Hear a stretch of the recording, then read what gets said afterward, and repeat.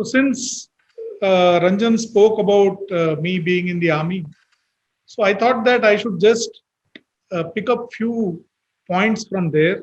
And like I said, I'll tell you a very short story. So this basically talks about the art of war. Some would call it the art and science of war. War is not a pleasant thing. It's serious business. It's all about survivals. And there is only one victor. The person who loses generally comes to tell the story in body bags. So it is something which is very serious and can impact people for lifelong. And that's what I will try to say in the story. So I picked up one incident.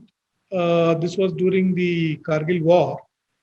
And we were deployed in a place which was a bottleneck and which was very, very critical to the Indian Army. And what exactly happened there?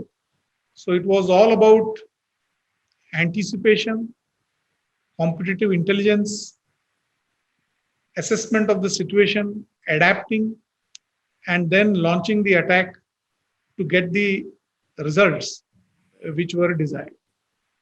You may move next. The location was somewhere in Kashmir, very, very high altitude. Most of the troops were deployed on eyeball to eyeball contact with the enemy. War was already in progress in several sectors, and this particular sector was chosen through which a counter attack was also to be launched in addition to guarding the borders to relieve pressure in some other sectors. And this also is the turning point of the entire operation.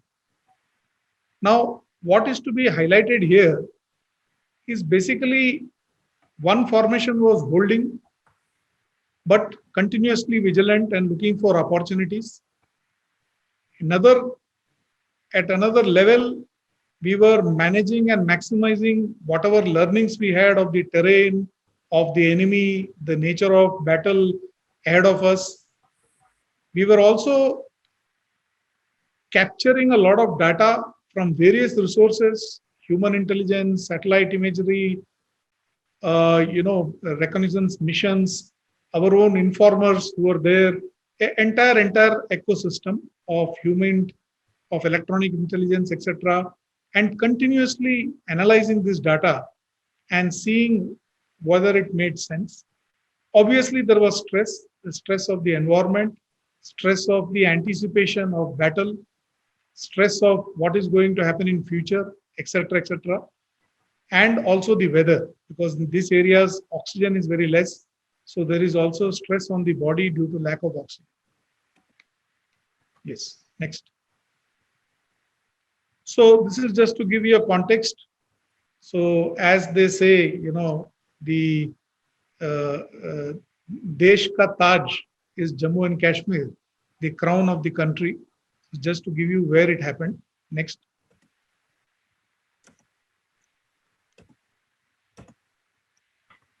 So this is just to show, many people do not realize that our crown is also not complete, and part of it is occupied by our adversary, and it has been like that for about 75 years now. So this is right up there in the front line. Next, please.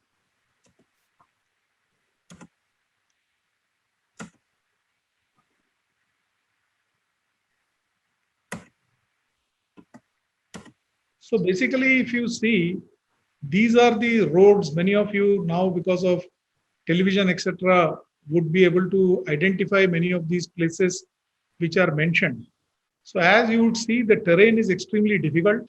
There are very few lines of axes or roads. So if you see towards the left side of the slide, there is a violet line which is going. That is the border actually. Okay. And then you see some yellow lines. These are the only roads.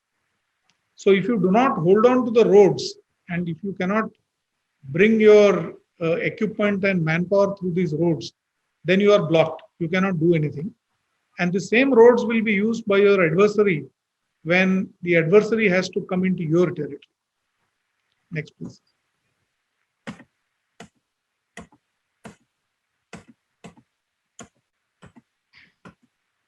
This is the deployment. Many of you now have seen all these divisions in the television. So what is important is I was deployed in an area where there was only one road, and my task was to save a large base, and that base supplied almost 2 brigades, which is almost 22,000 people, and we were continuously getting inputs that there is going to be an attack and there is going to be an attempt to disrupt this base. So we were always on alert. And since I had served here earlier in this region, I also got hold of a lot of radio sets of the enemy which were captured. And I used to monitor this radio and monitor the language which is spoken. Usually it would be Pashto, Dari, very rare Urdu or Punjabi or Dogri. So we would have local boys to listen and to intercept. And like what we say in India, Jugad.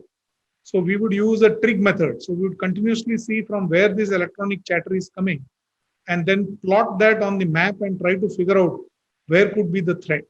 So that's the whole operation, day in and day out, 24 hours a day in very inhospitable territory. Please go ahead. So this is the exact place where the operation took place. On the right, you can see the terrain.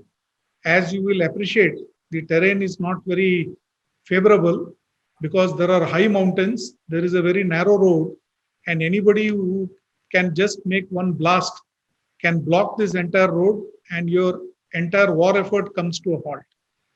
So the location was a village called Chaukibal, which is right at the border. And the brigades, 2 brigades were there, 104 and 268. 268 also is called Sentinels of the Valley because this is the brigade which protects India. Because if you cross this brigade, then you are in Srinagar actually. Okay. And there were various units put under me because I was not at that time in my unit, so I was doing a specialized job. So various units means various languages, various types of approaches, and some units which were put under me also were from police, border security, etc. for radio monitoring. There was a specialized unit from Indian Air Force which is to do radio monitoring. So we had some support from them also. So this is a lot of information which keeps flowing. Plus, you keep going on the ground, you keep seeking information, you keep seeking a firefight to see, where people are and draw them out so that you can eliminate them. And at my disposal, I had around 30 combat soldiers, which were all mixed from various units. And one thing interesting here is, luckily I knew at least 4 or 5 languages. So I could connect with most of these troops because when the balloon goes up and things are not good, people tend to go back to their, as we would say in computer language, default setting. So they will talk in their mother tongue. So in Madras unit, they will talk in Tamil or Malayalam. Sikh, they may try to switch to Punjabi. So it always helps to know a little bit of a language.